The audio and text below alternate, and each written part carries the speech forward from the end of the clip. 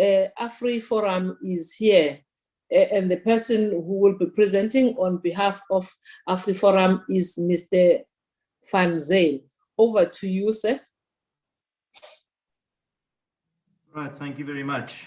Let me just make sure my sound is correct. All right, thank you very much for the opportunity. I am Ernst van Zyl. I represent AfriForum. I am a campaign officer for strategy and content, and I will be giving you our stance on the expropriation bill. So AfriForum's stance on the expropriation bill is that we argue that the bill should not be adopted as an act of parliament under the broad consideration that its adoption will have a devastating impact on all South Africans' lives in the context of home ownership, food security, economic devastation, as well as various sectors of the bill in terms of the are unconstitutional. The bill defines property as the definition contemplated in Section 25 of the Constitution. Notably, Section 25 of the Constitution does not exactly define property, save to note that the state's expropriation powers are not limited to the expropriation of land. It stands to reason that the bill's purpose for defining property in this matter is to include movable property and intellectual property.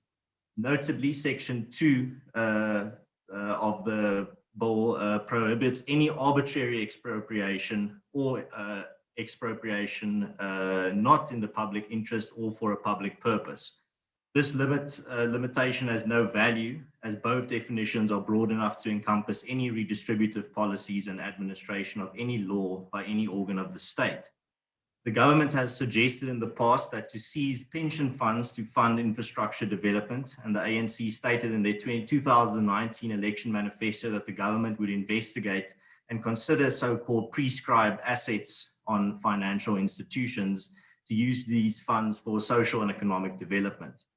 At the least, the state has a concerning interest to access large pools of funds held in the private sector to fund its policies, which makes the broad definition of public interest in the bill a cause for concern. The bill's expropriate now, argue later approach is a complete consolidation of the government power to confiscate property without judicial overwatch. Is there a valid reason for a law that that states that the government can take citizens' property without paying compensation? The answer is no. There are multiple reasons why there is no place for such a law in a society governed under the rule of law, human rights and dignity, equality and freedom. Furthermore, the impact of the bill on the commercial banking sector must be taken seriously. Mortgages are the dominant security vessel used by the commercial banks to secure their lending. If these security rights are not protected, the banks will become more conservative in giving home loans, resulting in less access to adequate housing for ordinary citizens. It will also damage investor confidence in the Republic.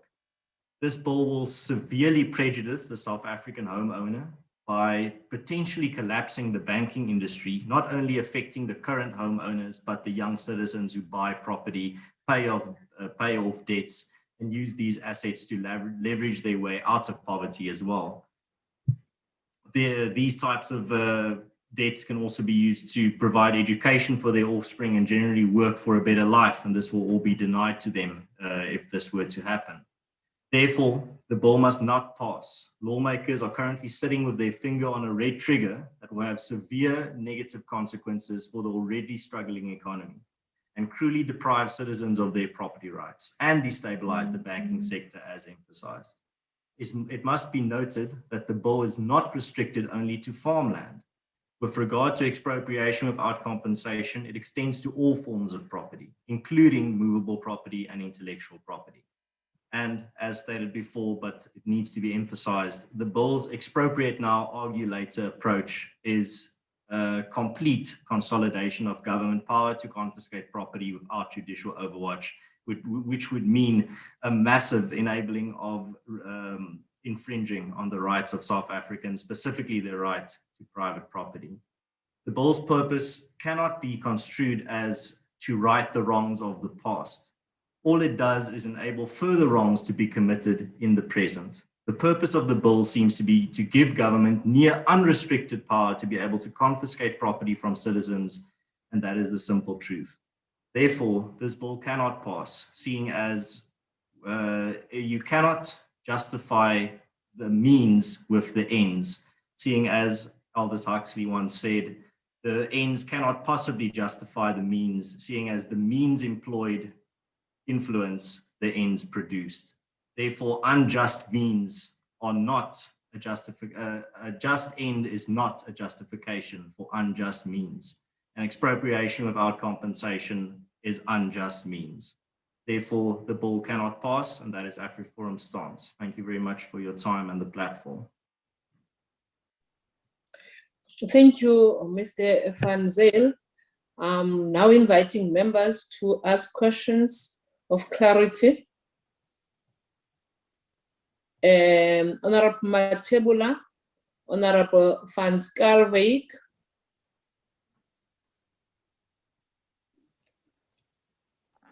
No, thank you very much, Chair. My greetings to everybody. Chair, well, I just want to ask the presenter as to whether is he not concerned with the fact that there's a appropriate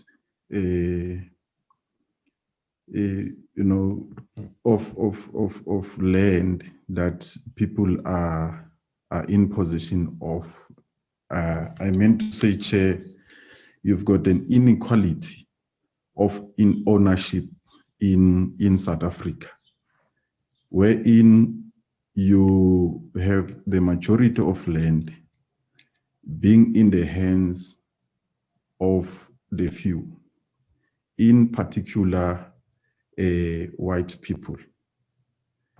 I mean, being a young person like yourself, I find it a bit astonishing that you are not for the adoption of the amendment bill, as it seeks to equalize the issue of land ownership.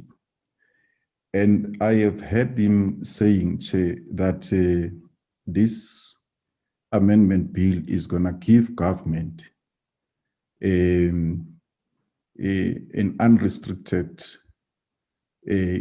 taking away of land from land owners. Well, I'm not so sure if Mr. Van Zyl has actually read what the amendment bill is all about, because part of what the bill is saying is that government will not just willy-nilly take land.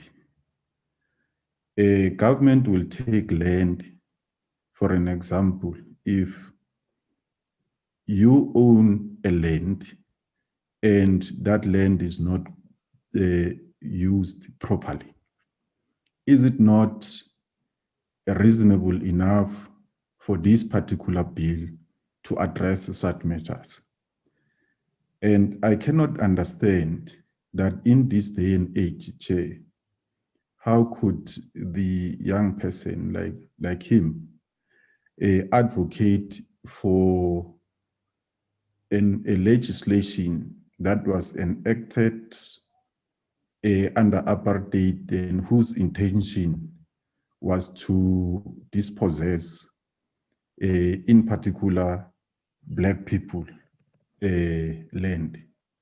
And I'm not so sure, lastly, Chair, if it is not his concern that we should, be a society that is equal, in particular of owning the means of economy, such as land.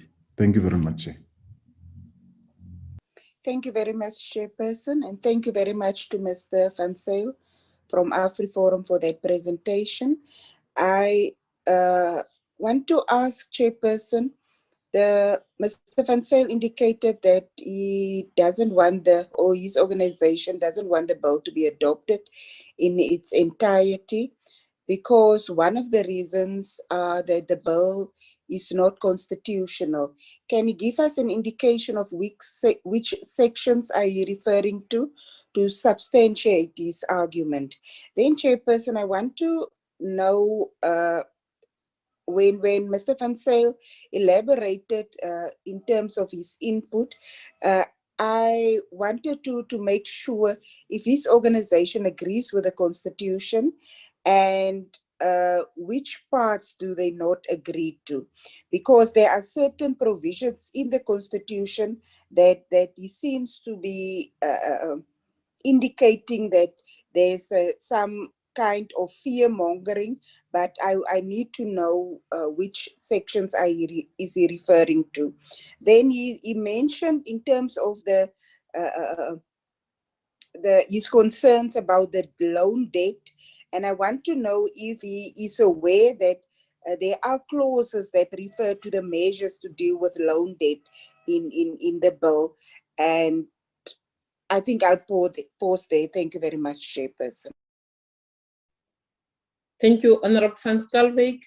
Honorable Tring. Thank you, Chair.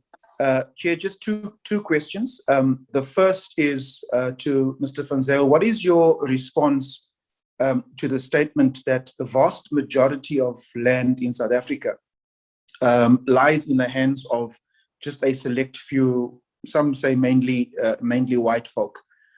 So what is your response to that? Second question is, clearly there are discrepancies and a situation of inequality with regards to land distribution. You've stated your case fairly clearly in terms of AfriForum's position as being in opposition to the bill.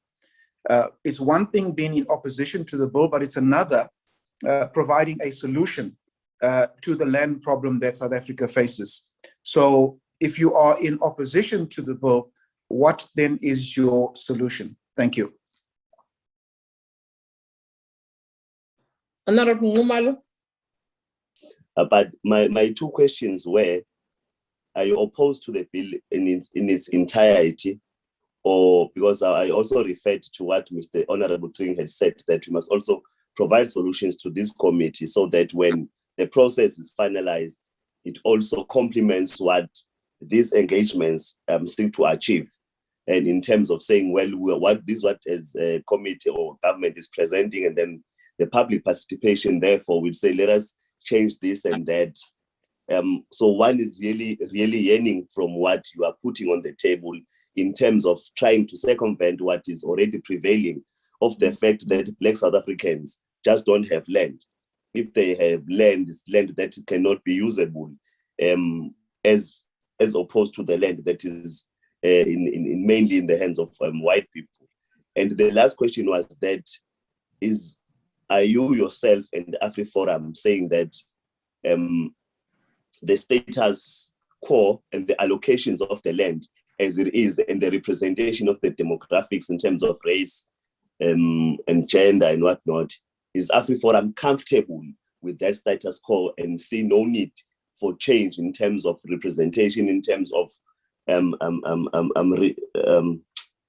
transformation and land reform, land expropriation and all those things? What is your exact position on that? Do you say that, no, let us leave it as this, we are comfortable, or we need to make changes, but the changes should go in this particular manner? I think that was how I faced my questions, Chair. Thank you, honorable members, for the questions that you have put before Mr. Van Zyl. Over to you, sir. Right, thank you very much. Yes, I see there were three questions there, or three persons that asked similar questions. So I will answer the first person's questions, third and fourth in the same answer. And that's in regards to the distribution of land, those questions, the ownership of land, and also the questions regarding solutions. And but maybe before I get to that, I'll answer the question about the constitutional question, and then I'll end off because my answer will cover the rest. So in regards to Speaker 2's question, the second question regarding the constitutionality of the bill, I'm not a lawyer myself. It goes much more deeper into that in our written submission in regards to how our AfriForum stance relates to the unconstitutionality of this bill. But very broadly, the unconstitutionality relates to the giving the government the power to be able to confiscate land based on very loose concepts such as public interest or the concept of land not being properly used. These are very loose, fuzzy concepts that can be very easily manipulated to deprive people of their property rights. So that's where the unconstitutionality comes in.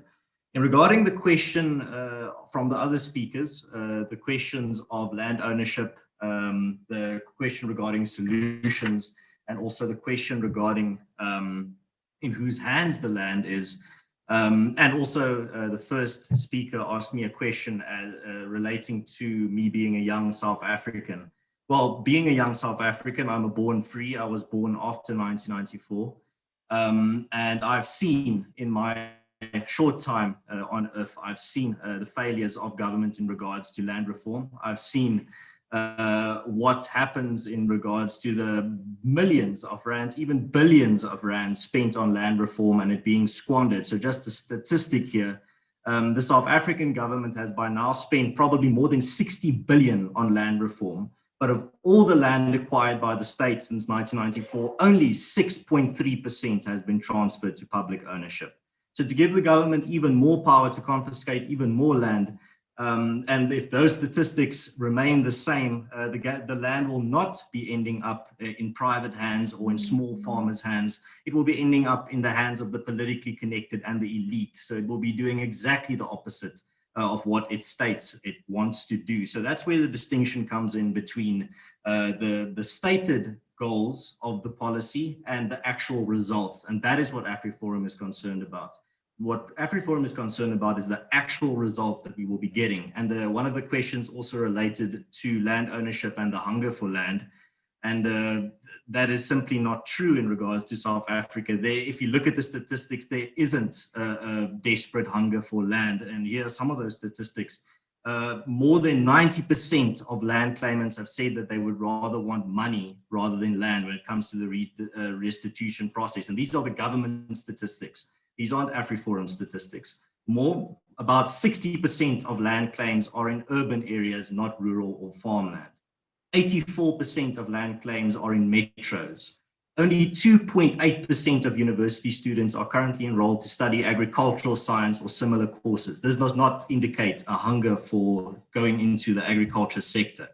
Only 1% of people in South Africa believe that more land reform would improve their lives, according to surveys. 0.6% of people in South Africa think that land distribution is South Africa's most serious unresolved problem, according to very broad surveys. And the Department of Agriculture has stated that more than 90% of land reform projects have failed, with commercial farms transformed into subsistence farms or squatter camps. So this leads me to the second or the last part of all those questions, that is, what is the solution? Well, the solution is definitely not Zimbabwe-style expropriation without compensation or Venezuela-style expropriation without compensation, where those policies have had devastating effects, specifically for the poor of those countries, effects that can still be viewed today. There is a restitution process where those that were deprived of land under the previous regime can apply to get their land back. And as I said, with the government's own statistics, the vast majority of those land claimants would rather want money rather than land. That does not indicate a hunger for land. Therefore, the solution is to firstly make sure that the restitution process that is in place is done properly and non-corruptly. And unfortunately, we cannot say that is the case. There are too many examples of cadres and politically connected politicians getting farms and getting land. And these are not politicians that were dispossessed or people that have a genuine claim to that land or an ancestral claim to that specific land. Another solution that can be done is to properly fund young South African farmers and make sure that they get the tools and the feed and the seed and everything that they need to farm. There are too many stories in South Africa of young farmers that have approached the government and asked for assistance and have gotten nothing. They didn't get anything that they were promised. So that is how you solve the problem of getting more South Africans into the agricultural sector and building the agricultural sector is for the government to properly fund these young farmers, make sure they get what they are promised, and make sure that they are supported, properly supported, and not being given promises that are not fulfilled. That is the solution, or one of the big solutions. The other solution that needs to be made is that South Africans, there needs to be honesty about these statistics that I've just mentioned. Like I said, these are government statistics that I've listed here. There shouldn't be political sloganeering when it comes to the land issue.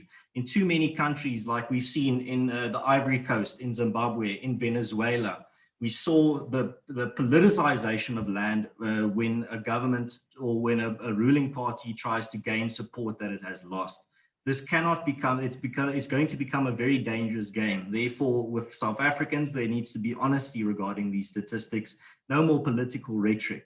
And therefore, the only solution going forward is to make sure that young South Africans that want to go into the agricultural sector are properly supported, are given the resources that they need, and can get the education that they need so that they can be successful. And that is the solution, not land grabs or expropriation without compensation, and then only in the name of redistribution, but then the only thing that happens is that that land that is taken is distributed to the politically connected and the elite, as we've seen already happen countless times. That is what AfriForum is trying to prevent, and that is what AfriForum is standing against.